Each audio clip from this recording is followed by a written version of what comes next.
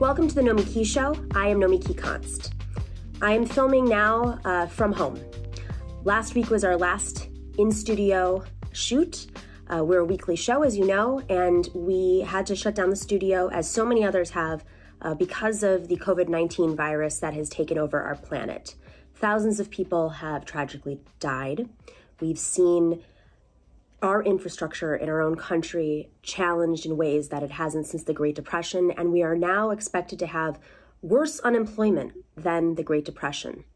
Except in today's world, this globalized economy that we have, the United States economy reliant on free trade and reliant on a supply chain system that was not equipped for something like this.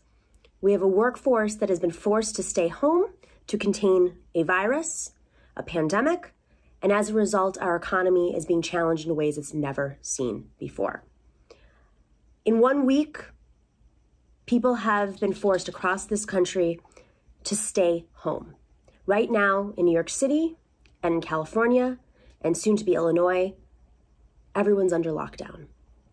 Food supply is being challenged. Toilet paper supply, as we know, is basically non-existent. And then manufacturing to keep up with the demand of just 330 million Americans, we don't know if we're going to be able to provide that. These are challenges that even the most equipped governments could not ever expect. And so before we start our show and talk a little bit about what we're bound to face, I just want to thank you all. I mean, we are not even 2 months old yet.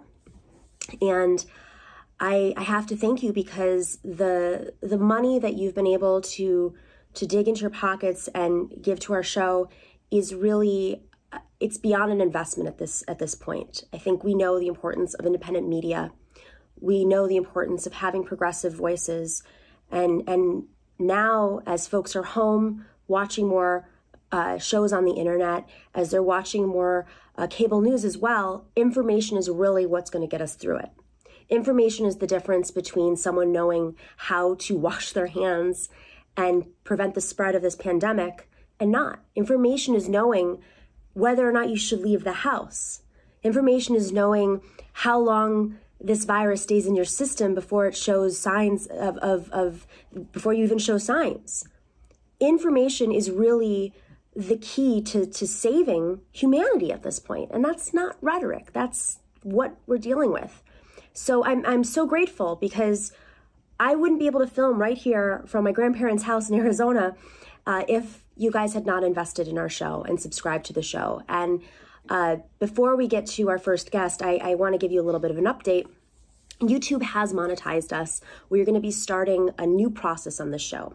What that means is we will be filming live streams 2 times a week. So every Tuesday, I'm going to be doing commentary and directly on the live stream to you.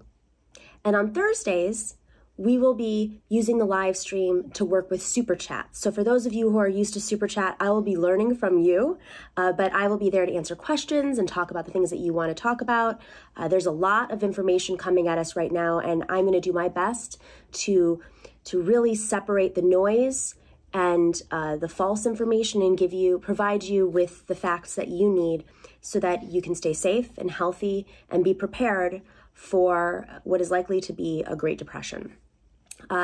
With that being said, I understand many of us are going to be hit financially. And if you cannot afford to stay as a patron, please email me at thenomikishow@gmail.com. I don't want any costs to prohibit content from getting out there, and I will figure out a way of getting you this content. There is special content that is going to be released more and more on Patreon. And for those of you who can't afford more, thank you.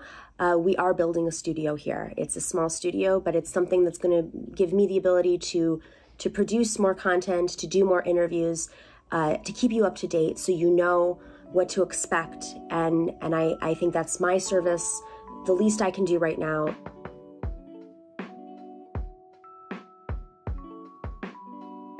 We have a great show today.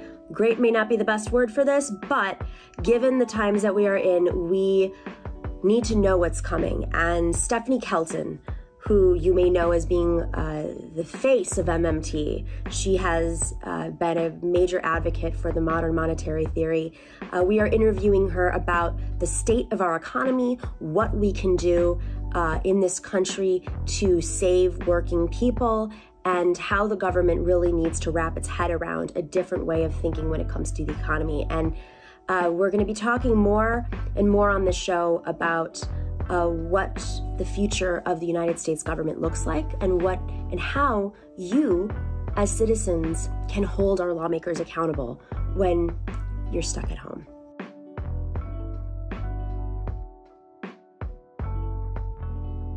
So what do we expect moving forward? We are now presumed to enter a Great Depression that is worse than the first Great Depression, where our supply chain is going to be exhausted. We don't know if we have the workforce to manufacture the goods that we need, and we don't know if we have the trade, if other countries can continue to provide the goods that we have been importing to keep up with our supply chain. We don't know if workers can deliver, if they can package. We don't know if it's safe to grab our Amazon boxes, because Amazon workers have come out and said that they were not given adequate goods to protect themselves and those who they're delivering to. We know that the virus stays on surfaces for several days, including cardboard. We're learning about the virus as it spreads at a rapid pace, as our healthcare workers are stressed, as our healthcare workers are getting sick themselves, and in some cases dying. We don't have enough hospital beds. We don't have enough masks. We don't have enough disinfectant. We don't have enough workers at this point who can try to contain this virus before the pandemic spreads to a point where we really won't be able to turn it around. I don't know. I'm not a medical expert. I am probably reading and hearing from the same medical experts that you are. But what we do know at this point is there is not enough testing out there.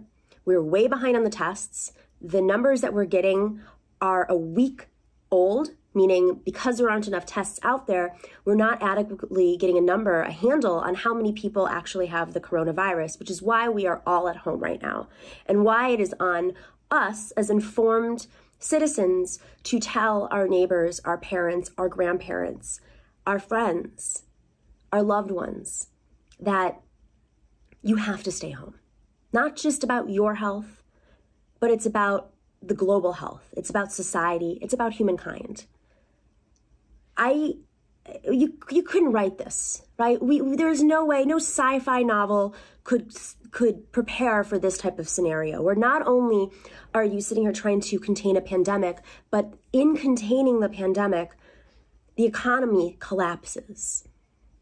That people can't access food, not because there's a drought, but because workers can't produce the food, deliver the food to the people who are consuming the food. People can't spend the money. This is a consumer-based economy. You know, they're going to issue checks to Americans, and that is an effort to boost the economy. But where are Americans going to spend the money? Our economy is going to be stressed in a way that we really aren't, there was no way to predict this. And then what happens after a disaster, as we've seen in New Orleans, as we've seen in through Katrina and through Hurricane Maria in Puerto Rico, and we saw it after 9/11 in New York and globally, is what comes after the disaster, and that is the capitalism. I think a lot of folks are concerned about the role that the concentrated elite, meaning the amount of money that the 1% has right now, is going to use to take advantage of this situation. When everything has become devalued overnight, almost everything, who are the folks that are going to go up there and start buying things up? Who are the lawmakers who, in a year, 2 years, who knows how long, are going to call to privatize government programs? Right now, socialism is hot because we expect our government to respond immediately and directly. They're the only folks who can actually respond to the concerns and needs and livelihoods of the American citizens. But what happens in a few months when the government doesn't perform up to task? Who are the capitalists who are going to come out, the CEOs, the right-wing libertarians, who are going to say, maybe we should privatize the CBC? Maybe we should privatize the way that we allocate funds to individuals. Maybe we should privatize the Postal Service. Now, we all know the Postal Service, we could have postal banking that would release funds directly to individuals instead of relying on this antiquated system. How are people going to get access to the money? Is it going to deposit directly in their banks, or do they have to go through some government program, some bureaucracy, where people aren't even working in the bureaucracy? We have to figure out how we're going to work through this. And I think the other aspect of this that has not been discussed enough is, how do we as citizens hold our government and our lawmakers accountable right now? We can't go out on the streets and protest. We can't knock on doors for grassroots campaigns right now. We don't even know if we are going to have elections at this point. This is prime territory. This is set up for an authoritarian to come in, as if he wasn't already there. I don't know if that's the angle all along, but it is essentially the scenario that we're facing. Not to mention, we have a concentration of capitalism and their monopolies out there that are really going to be the only companies that survive this crisis. When huge restaurant chains have said they had to lay off their entire workforce within 3 days because they knew shutting down their restaurant was going to shut down their business. Huge companies have realized that they're going to go under. They were doing great 2 weeks ago, and now suddenly they can barely exist. But who survives through this? The airline industry may not survive. Restaurant chains may not survive. But there are going to be some companies, some monopolies that survive and actually make more money and grow larger as a result of this crisis. And so how do we as citizens, our voices, when we unify, can push up against the system, and they can be loud and they can hold lawmakers accountable. But I'm not sure how long we're going to be able to do that when we are worried about feeding ourselves, when we are worried about taking care of our sick loved ones, when we are worried about whether or not we're going to have a home in a couple of months, when we're worried about whether or not our savings even means anything anymore because a dollar might be devalued. When we are worried about, can we get to the other side of the country to be with our loved ones because we can't leave where we are right now? These are the concerns people are talking about right this second. And I think that on the show moving forward, we're going to make a real effort to provide you guys with the tools that we can find at this point to push back, to hold our government accountable. And a big part of that is through independent media. I mean, thank God we are able to have Zoom meetings and connect with each other on Skype and through FaceTime. And thank God we have a broadband system in many communities, but not all, that is keeping many businesses alive at this point. Thank God we can be an alternative to cable news right now. But we're going to have to do some real creative brainstorming about how we as organizers and activists can make sure that our voices are heard in this time of crisis. And I do think that there are many lawmakers who are stepping up and who are rising up who may have not before. And that's great, but we need to make sure that they're doing so. So stay safe, stay healthy.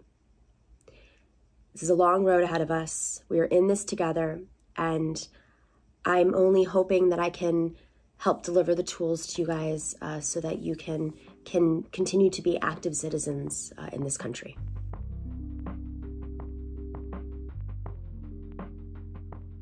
If you are not already subscribing to our show on YouTube or Patreon, you can subscribe right here on YouTube and share with your friends and your family. We know a lot of people are online right now watching videos, so help us reach 100,000 subscribers in the next 6 weeks. I think we can do it. We're on pace right now. But of course, the more you share it, the more people learn about the show. And if you have the ability to dig into your pockets a little bit to help us get important information out there in such trying times, please go to patreon.com/The Nomiki Show. If you can't afford a subscription or be a patron, please email us at thenomikishow@gmail.com. We want to make sure you get access to this content because that is what is information is going to save us right now. And we need to share as much information and as possible and make it easy for everybody.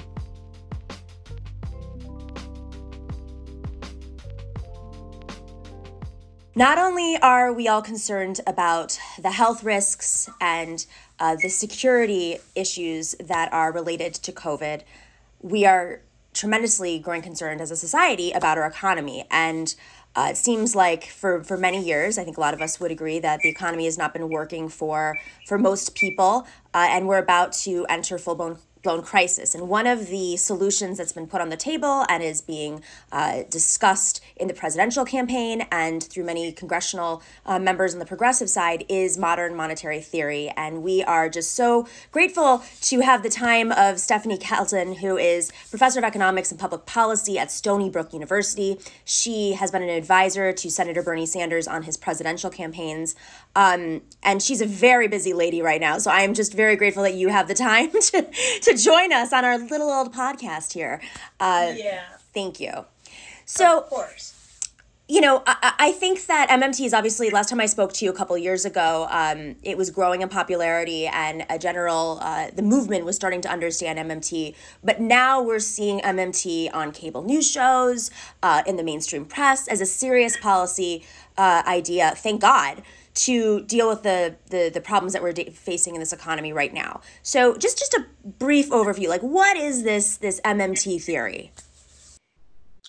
Well, I think one of the most important things to understand is that MMT is actually mostly a descriptive project, which is to say that we're trying to explain to people how money and taxes and deficits and debt and all these sort of things, government finance, how it actually works. Not so much a proposal as a description of how stuff works so that people can have a better understanding and through a better understanding, hopefully arrive at better policy debates and through that, better public policy. So it's mostly descriptive. And then once you have a better understanding of how it all works, it allows you to see through some of the myths and misunderstandings that we have about money and taxes and deficits and the national debt so that we can get a clearer picture of the space that's available to us, to policymakers, to run better public policy, more in the interest of the people, right? So that we're not afraid of arbitrary and phony barricades and barriers, but we see where the real limits are and we pay attention to those, but that we're not led astray by wrong-headed thinking about, well, we have $1 trillion deficit in the US projected for this year, and therefore we can't do anything else with fiscal policy. We have a $23 trillion debt, and therefore we aren't able to spend anymore. So those are the kinds of things we're trying to help people understand that no, those things aren't true. Okay, so what can we do with fiscal policy, even in the face of $1 trillion deficits and so forth? And the thing that's important, especially in this moment, is to recognize that Congress can still act, that it still has the power to do what we have to do to save this economy as we stare into the abyss in this moment. Why is it that those ideas are not true? That we can't pay for Medicare for all because of the deficit. We can't pay for, free college because of the deficit, or, whatever other ideas that are on the table that progressives keep pushing on. So look, in the past 7 days, right, we have seen Congress do several things. First, they passed an emergency spending bill in response to the coronavirus. That was $8.3 billion. And they had no trouble with that. You write a piece of legislation, you get the votes, you pass it, the spending will happen. Days later, we had another package. The House passed, the Senate held its nose and went for it. That's about $104 billion.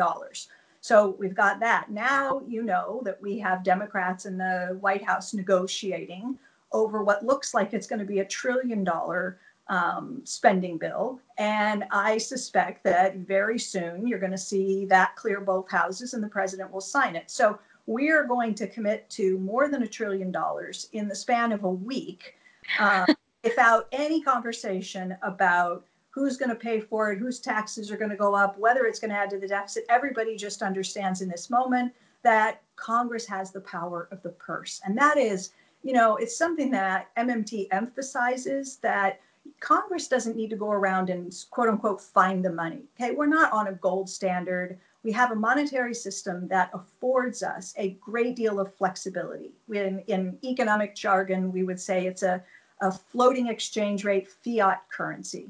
Means that the currency is not tethered to gold or fixed to any other country's currency. And it allows policymakers to react in times of crisis just the way that they are, committing to spending money they do not have.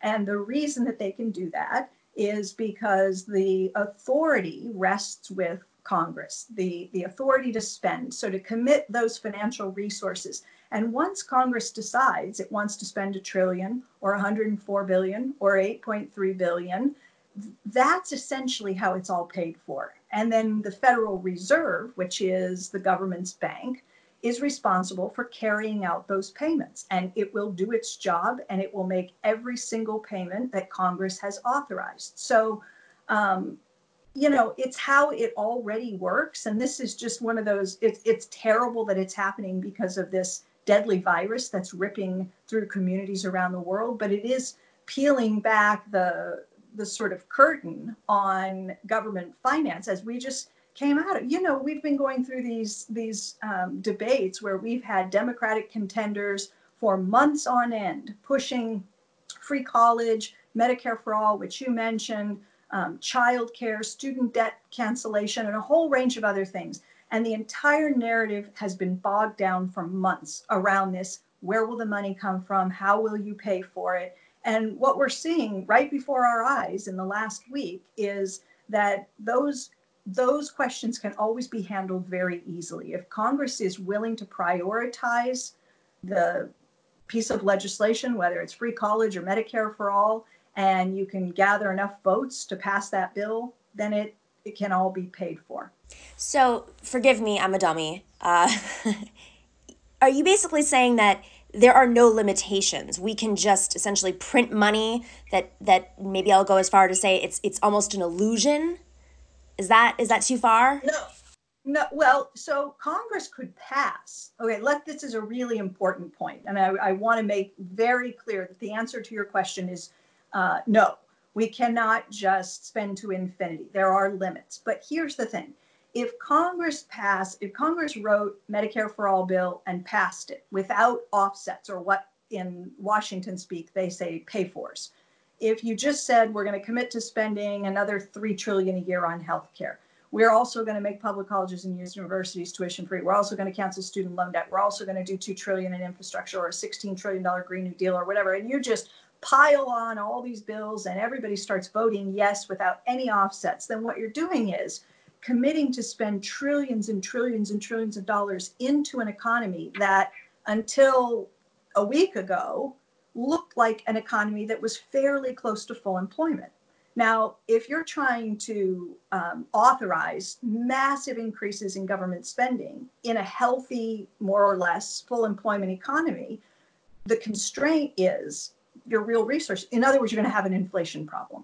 You just can't command all of the real resources you need if they're fully employed already. So there are limits. The limits are in the real economy. But look where we are today. So you've got Moody's Analytics and others now, basically anyone who forecasts the US economy is telling us second quarter GDP growth is going to be sharply negative, double-digit negative, 10% drop, 14% drop, 20%, whoever, it depends on the forecast you're looking at. And people are saying that we are potentially on the cusp of something that looks very much like a downturn that is so sharp that it borders on a Great Depression type of scenario. Now, during the Great Depression, the official unemployment rate was 25%. 1 in 4 in the labor force was unemployed. So if you had depressed conditions like that, where you had millions and millions of people unemployed, right? And all this slack, factories, businesses closed, not operating, that is the environment in which you could come in and do big infrastructure spending, big Green New Deal. The problem we have today, of course, is we don't want people closely working together. Exactly. Right? So it's, if your economy is giving you the space, the slack to spend big, then you can safely spend big without increasing inflationary pressures. The problem that we have today is we actually need people to stay out of the workplace. We want them in the workforce. We want them to stay on payroll. We need people. We need to support incomes and keep people's right wages and salaries so that they can stay in their homes, pay their bills, and come back online as we get through this thing. But in this moment, we're facing something that's in some ways similar, in some ways very different from the Great Depression. So, thinking about that, this isn't just a crisis, an economic crisis that the U.S. is dealing with. Obviously, this is happening all over the world. I'm as the Great Depression was. Isn't our dollar sort of related to how other countries manage their economies? Isn't it like our depression? I mean, I'm sorry if this is too out there, but I'm trying to okay, so if we're able to essentially deal with this crisis through MMT, can other countries are not structured the same way? China clearly isn't, and Russia isn't, and maybe not. Yeah. China's in pretty good shape when it comes to the ability to spend massively to support the economy. They're in good shape. Individual countries in Europe that have adopted this common currency are in a very different condition, right? Very, very different position vis-a-vis their currency. And we saw this after the 2008, 2009 crash, right? When you've got all of these countries who abandoned what we call sovereign currencies, like Greece gave up the drachma, Italy gave up the lira, right? So whereas countries could have ramped up their fiscal policy, they could have increased spending, they could have cut taxes, they could have allowed the deficit to rise to support their economies through the crisis. In those countries that used the euro, they had to go out and borrow in what's effectively a foreign currency to them. And financial markets look at that as pretty risky business because they're looking at a country like Greece and saying, look, if I lend euro to you, how do I know I'm going to get the euro back in the future? You don't have what the US has, which is basically a printing press, right? So yes, and the thing is, and you're exactly right to talk about, the importance of the dollar, not just domestically to people. I owe my mortgage in dollars. I have to pay in dollars. I have to pay my taxes in dollars. If I had a car payment or student loan debt, those are all payable. I have recurring expenses that as my household are payable in dollars. But countries around the world have borrowed in dollars. So a lot of countries are on the hook to pay debt that is denominated in a currency that they can't issue. They got to earn it. And it's going to get really difficult for countries that have US dollar denominated debt in a crisis like the one that's unfolding to export goods and services, right? And to sell things in exchange for dollars so they can use those dollars to buy critical imports of medicine, food, energy, and pay dollar denominated debt. The US is I think, unquestionably the best positioned country in the world to get through this crisis. And quite frankly, we should be thinking not just about how we're going to get through and help the American people get through, but also understand that countries around the world that are dependent on the dollar are also going to need some assistance from us. Relatedly, you see President Trump. He's obsessed with China, as we know. He was obsessed in his campaign, and last time we spoke, we did a whole part of our interview on China and trade. But in terms of the supply chain issue that we are most likely going to be facing in some way or another, we are extremely reliant on other countries, in particular China, to distribute goods. And it's not just about shipping them and mailing them and carrying them. It's about producing them. Now understanding that China has reportedly, I mean, we're not entirely sure, but it's been reported that they have contained the virus on the mainland, right? But there's still, we're reading about the backlogs of orders and supplies that are not being shipped. We just don't produce in our country anymore. We're not manufacturing. So how is that going to impact just survival over the next several months? Yeah, I mean, it sounds good, right? When you're saying, oh, we can outsource things and allow countries that can produce more cheaply to manufacture things because it benefits the American consumer because we have access to all these cheap manufactured goods from abroad. It all sounds good until you hit a wall like this one and you say, oh, face masks, oh, ventilators, right? All of these critically important things that we desperately need, and not just us. Everybody needs them, right? So you probably saw China sent to Italy millions of face masks and ventilators and other, the kind of attire that frontline care workers need in order to protect themselves as they care for patients that are infected.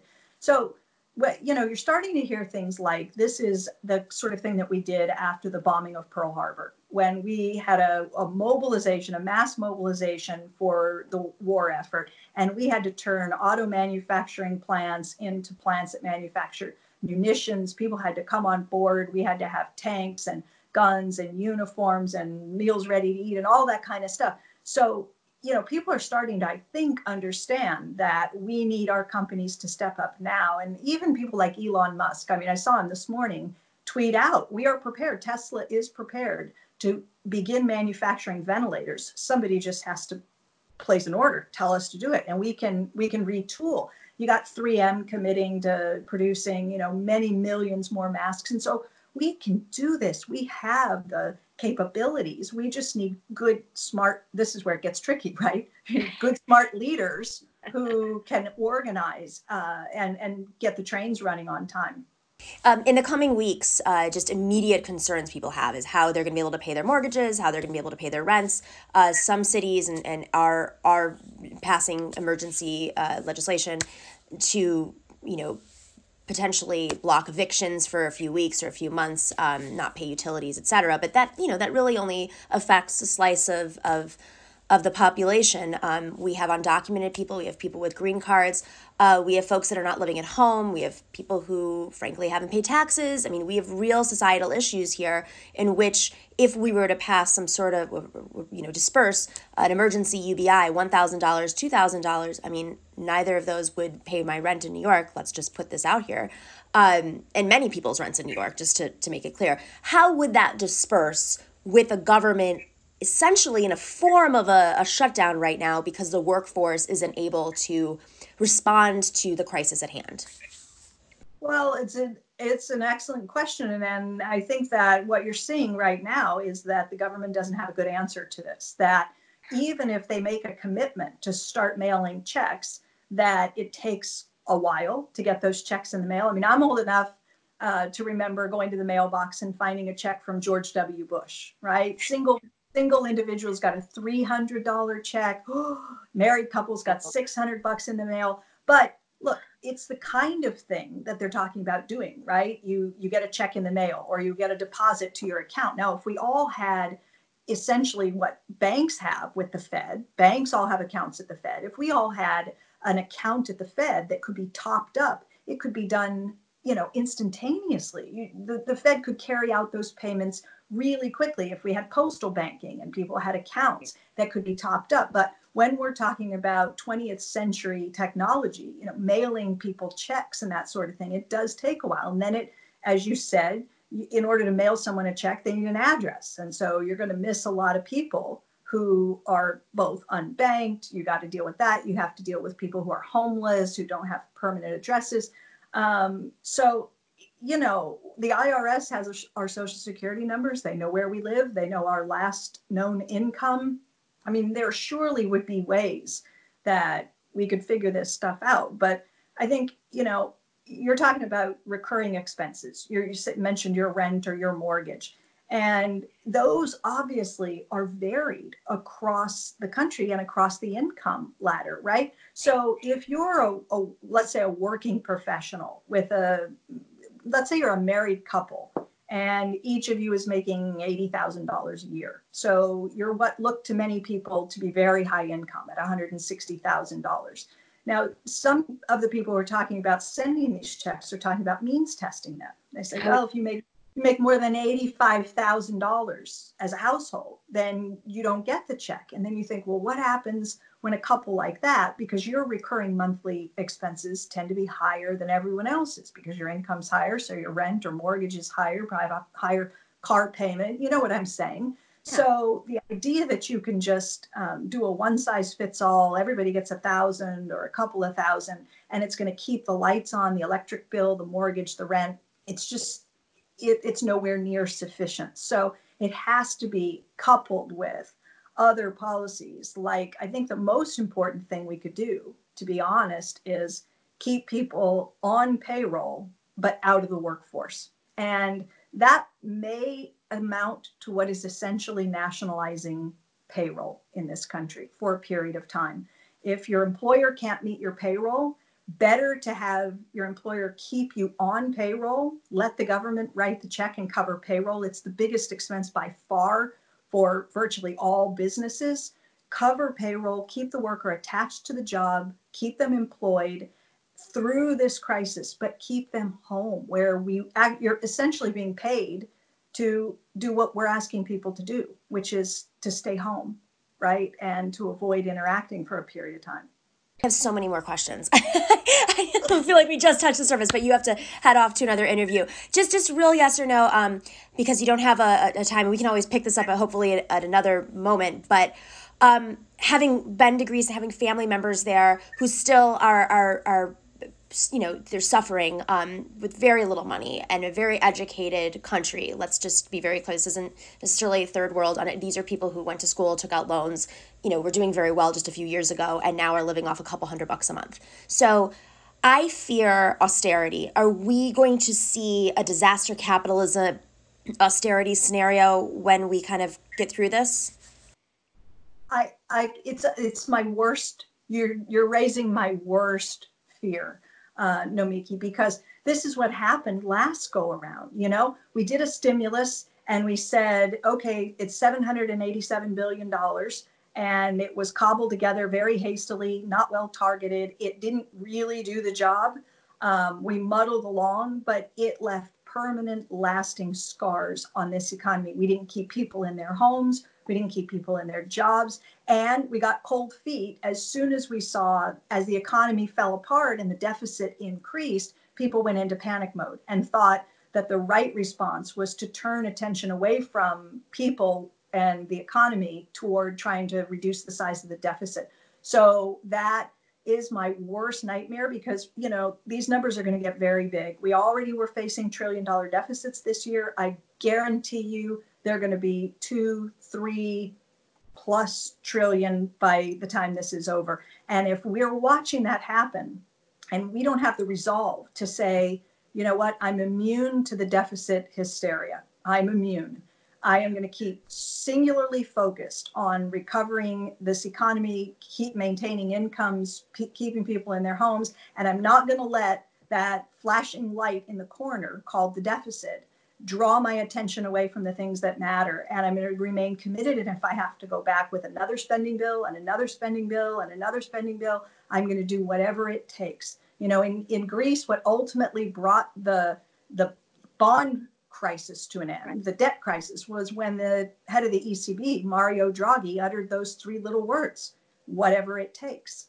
And as soon as he provided those assurances that he stood ready to do whatever it takes, everything you got a big sigh of relief, and people understood that at least part of the problem was there was a commitment to deal with it. And we need a whatever it takes from Congress right now.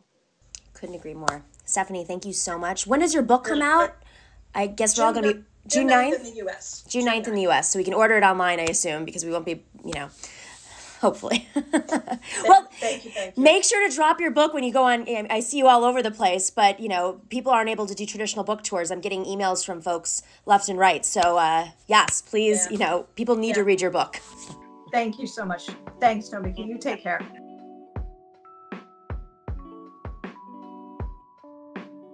I want to thank Stephanie Kelton for joining us. She is a very busy lady right now, and she was extremely generous with her time. As always, she is really ahead of her times when it comes to knowing where we're going in the economy and in society, and she is definitely the woman to listen to right now. So thank you, Stephanie, and thank you to all of you for joining the show, for subscribing, for getting us to this point, for making this doable. We will probably have a studio set up here within the next 2 full episodes.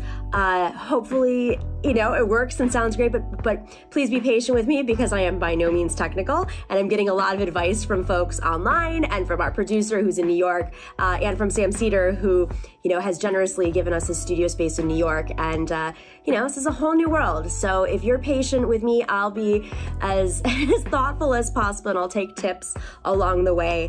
But we're gonna have to get through this together. So thank you all. Stay healthy, stay safe, stay at home.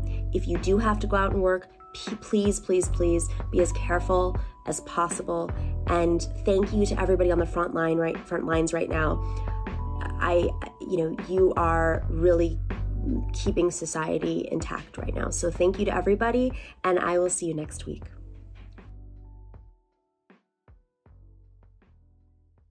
Hi guys, I hope you can hear me.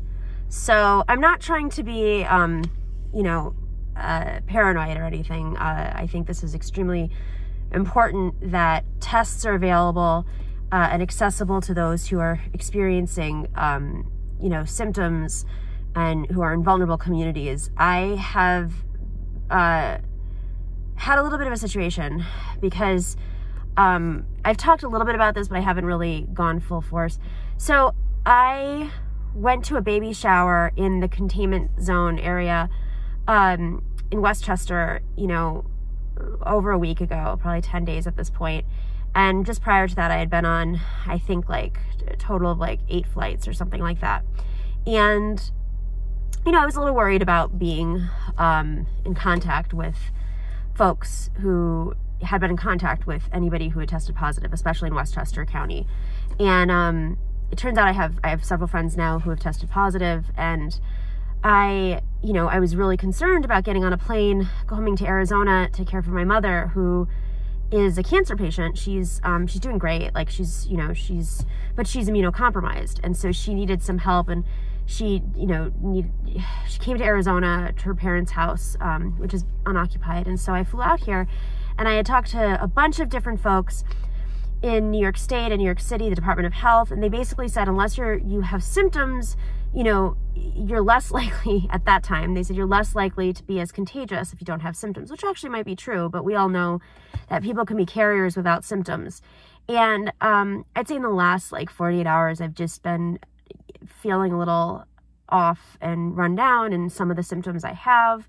I don't, our thermometer broke, and I can't get one now because they're all sold out. So in Arizona, there aren't as many cases, and they're definitely overwhelmed.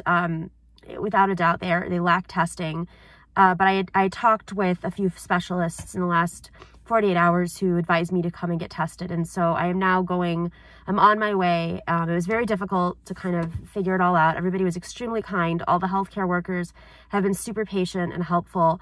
And, I think their concern is that I have been in contact with a lot of people. Even when I go out shopping, I wear this mask, and I wear gloves. I have gloves on this hand. I don't have it on the other hand yet. Anyways, and that I can potentially transmit this to my mother, who is immunocompromised, and really to anybody. I mean, the grocery stores here are full of elderly right now who aren't wearing gloves, who aren't wearing masks. Nobody's wearing masks. I cannot believe, it doesn't protect you, but obviously we know that it prevents the spread. And these masks in particular, we only have one of these. My uncle gave me because he works on construction all the time, so he had it to protect from asbestos.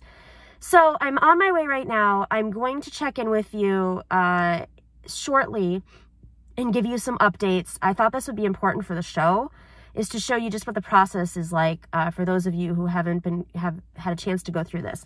Now, we've seen a lot of celebrities and basketball players and sports figures get tested, but what I've learned is in most of these cases, most of them, although it's probably getting a little out of control, at least in the initial phases with the NBA, it was because they were going from state to state. And in the first case, the NBA case, he was the first case in that state. So they had to kind of map it. I don't think they would be testing me at this point after having many conversations with them if they didn't think it was worth testing. So I'm heading over there right now. They said I had to rush because they just got the shipment. All right, I'll check in shortly. Okay, so I'm back home now, and what I found out, I went to urgent care. I spoke to the woman at the front desk. She was extremely kind, and she said that people have been very hard on her in the last few days, and she said that I was being really nice, and not that it's about me, but I was kind of taken aback because I didn't feel like I was particularly going out of my way to be nice. But she started to explain how people have just been pretty nasty in the last few days. So if you do have to get tested, if you do have to be around healthcare workers, food service providers, people who work at grocery stores, delivery people, understand that they're under a lot of stress, and they're around people who are under a lot of stress, and it's just it's another aspect of virality, right? Of the viral effect of how people's their state of mind is affecting others. So anyways, I went to the front desk, and she put me through the room. I had to sign all these documents. I had my mask on, my gloves, everything. And then she came back and she said, your insurance, we can't use your insurance here. So you're gonna have to pay $150, not for the test, but because I'm at the urgent care facility. And so then she said to me, she's like, okay, tomorrow you can go. They're setting up a mobile clinic. They haven't announced it yet, but I'll make sure, we have your information there, because, she basically said, go there early in the morning. And so this is okay, so in New York, I made 10 calls before getting on the plane because I didn't want to put my mom at risk. And then when I got here the last couple of days, I have been bounced around between so many different medical centers, and everyone's been so sweet. Let me just reiterate that. It's clearly everybody's trying to figure out how to manage this and build an operation overnight, essentially. And so I have been on calls with, I think, 4 nurses where I've told them the entire scenario, and they've taken notes and called me back, the really kind nurse last night. And then today I drove, and it's really kind of far away. I drove to basically the other side of town to go to the urgent care center, and there was nobody there in the waiting room, which was, interesting. And I guess tomorrow we'll see. So I will loop back with you tomorrow. Okay, I am here right now, about to pull up to the drive-through testing, and okay, I gotta figure out what's going on here. So I'm gonna leave this on. You may not see me fully, but just be aware. I'm gonna put my mask on.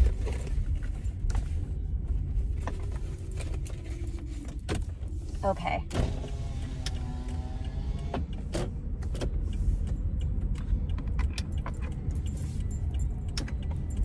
It says no pictures, no recording. So I'm gonna put this over here and hope that everybody hears me. Okay, so I just finished up getting tested, and I turned the camera off for the part where I had to speak to them and get swabbed. They basically took this swab and they put it up my nose, really high up into my nasal cavity, all the way up there. Yeah, it was not comfortable. My nose started bleeding a little bit, but everybody was really kind. I was the first person in line at 8 o'clock. And they're gonna get back to me. They said it could be as long as 7 days. But they think most likely 24 to 48 hours. They just started testing here. This is a new site that they set up. So we will see, but as you heard, I told them all the symptoms I've been having, although I don't feel bad. I feel fine. I've just had a lot of the symptoms in different ways.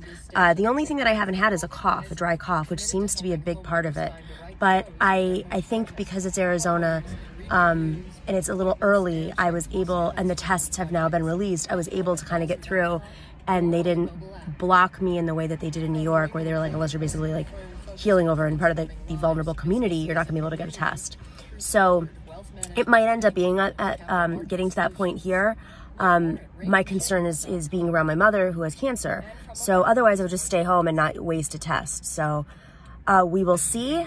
That was my journey. Next week I'll let you know if I tested positive or not. So a little update. Yesterday I went to the urgent care after I had been on, I don't know, with like 6 different healthcare professionals over the last 48 hours, trying to figure out how I would be tested. I was cleared through the process every single time, and then they'd have somebody call me back, and then they'd say, okay, call this line and schedule an appointment, and then it would be the wrong place, and they'd say, no, we don't do it, then these people do it. You know, it's understandable. This is chaos. People don't know where the tests are going to be delivered.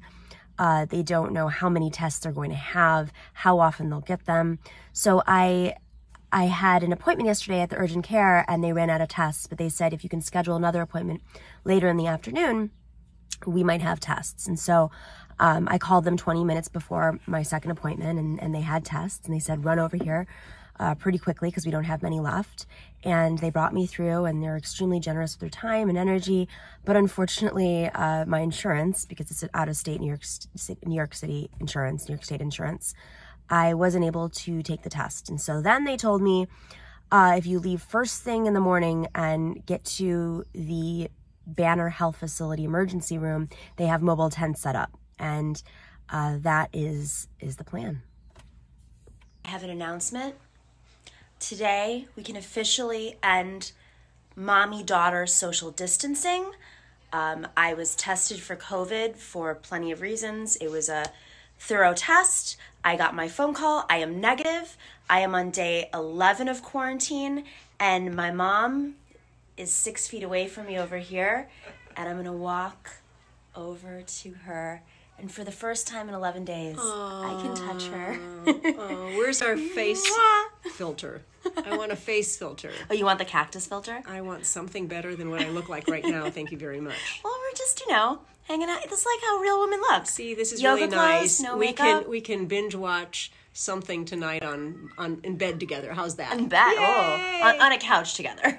Well, we can sit together. It's you're been my very uncomfortable. daughter. It's okay.